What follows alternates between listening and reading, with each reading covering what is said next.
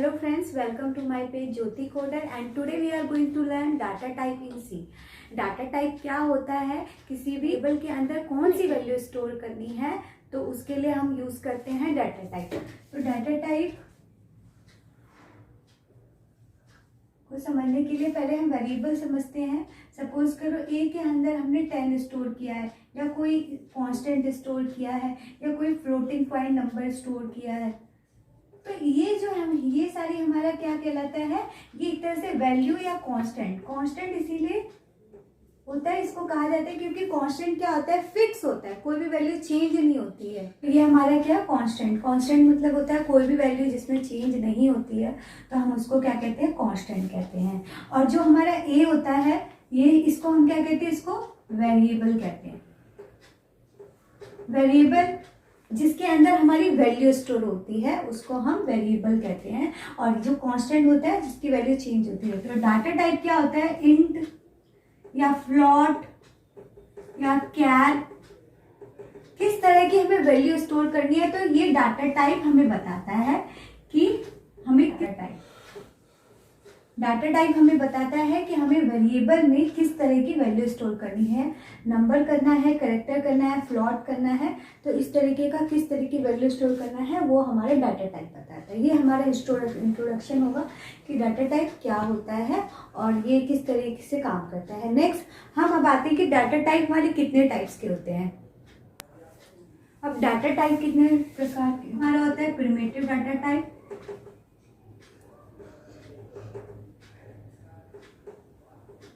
और सेकेंड होता है हमारा ड्राइव डाटा टाइप, और थर्ड होता है हमारा user defined data type. Primitive data type में आता है हमारा, पहला आता है हमारा कैरेक्टर डाटा टाइप। कैरेक्टर में हम कोई भी कैरेक्टर इनपुट कराने के लिए या हमें कोई भी नाम वगैरह डिस्प्ले कराने के लिए या कोई सिंगल एक कैरेक्टर लेने के लिए हम कैरेक्टर डाटा टाइप का यूज करते हैं। सेकेंड आता है हमारा इंटीजर डाटा टाइप।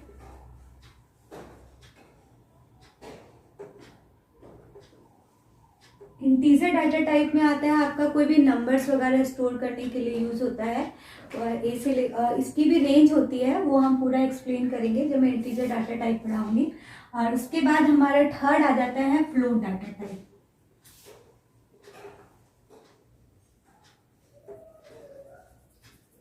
और उसके बाद फोर्थ आ जाता है हमारा वाइड डाटा टाइप।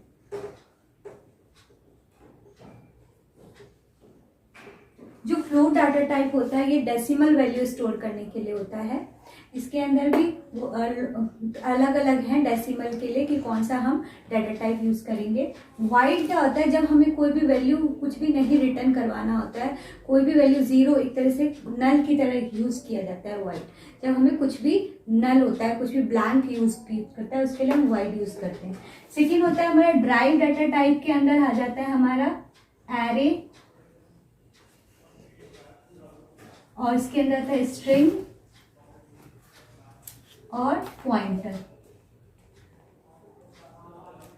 ये तीनों आते हैं। इसके लिए अलग अलग हम सिंगल वीडियो बनाऊंगी एरे, स्ट्रिंग, पॉइंटर को, तब हमें इसको समझ में आएगा। पॉइंटर इनके अंदर तीनों आते हैं। और अब यूजर डिफाइंड डाटा टाइप के अंदर कौन कौन से आते हैं, हमारा आ जाता है, फर्स्ट आता है हमारा टाइप, डेफ आ जाएगा, स्ट्रक्चर आ जाएगा इसके अंदर, और इसके अंदर आपका आएगा इनम, और ये सारे हमारे डाटा टाइप आ जाएंगे यूजर डिफाइंड डाटा टाइप में। तो अब हम कैरेक्टर डाटा टाइप को हम कैसे यूज करते हैं और इसके अंदर क्या क्या रेंज होती है, कितने बाइट्स का होता है, हम एक एक बार इसको पढ़ते हैं। तो सबसे पहले हम कैरेक्टर डाटा टाइप को मैं एक्सप्लेन कर, अब हम कैरेक्टर डाटा टाइप को समझते हैं। कैरेक्टर डाटा टाइप में कौन कौन सी रेंज होती है, कितने बाइट्स का होता है। जो हमारा कैरेक्टर डाटा टाइप होता है, इसके अंदर एक जो कैर होता है, इसकी जो रेंज होती है हमारा, ये हमारा 1 बाइट का होता है, और 1 बाइट्स बराबर कितना होता है, 8 बिट्स। तो एक 1 बाइट्स में 8 बिट्स होते हैं और इसकी रेंज क्या होती है -128 से लेकर +127 तक होती है, 7 तक।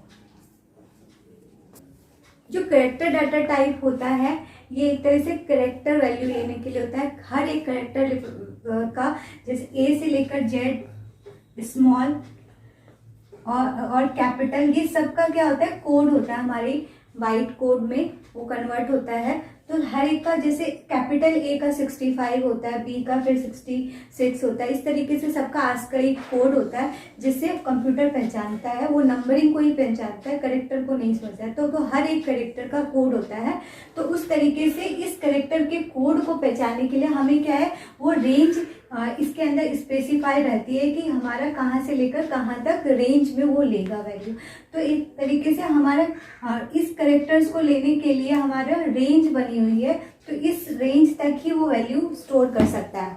तो हमारा जो कैर होता है वो 1 बाइट का होता है, इसके अंदर हर एक करेक्टर का जो कैर है वो 1 बाइट का होता है, उसकी रेंज होती है -128 से 127। हर एक करेक्टर का कोड होता है। हमें कोई भी करेक्टर प्रिंट कराना है तो हमें उसकी आस्कई वैल्यू पता होनी चाहिए।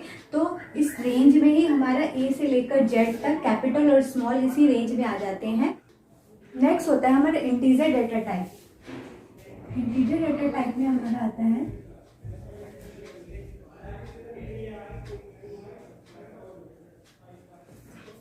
इंट आता है इसके अंदर, और इसका ये कितने बाइट्स का होता है 2 बाइट्स का भी हो सकता है और मैक्सिमम ये 4 बाइट्स का होता है,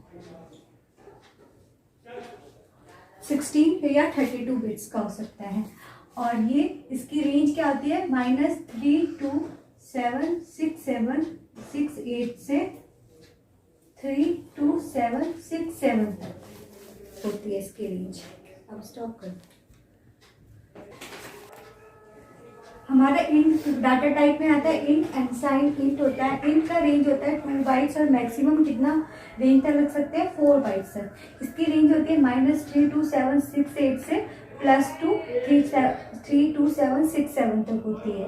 और इसकी जो ये जो होती है मैक्सिमम रेंज होती है 2147483 से लेकर 647 तक इसकी रेंज होती है। नेक्स्ट हमारा आता है अनसाइंड इंट। अनसाइंड का मतलब है जिसमें कोई साइन ना हो। अगर कोई साइन ना हो तो वहाँ पर हम अनसाइंड यूज़ करते हैं, तो उसमें नेगेटिव वैल्यू हम स्टोर नहीं कर सकते अनसाइंड में।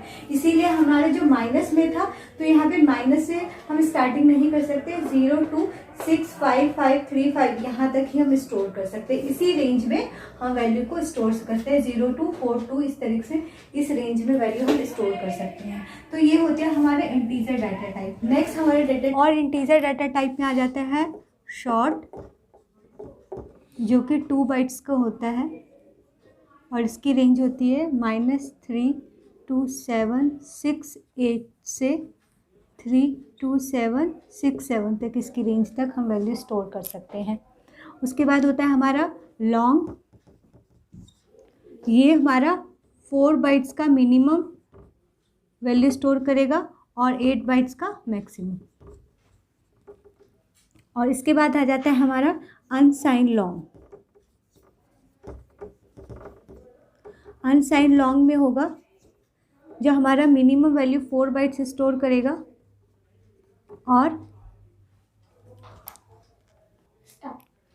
इसमें भी मिनिमम वैल्यू 4 बाइट्स और मैक्सिमम 8 बिट तक स्टोर कर सकता है। तो ये हमारा इंटीजर डाटा। नेक्स्ट हमारा आता है फ्लोट डाटा टाइप।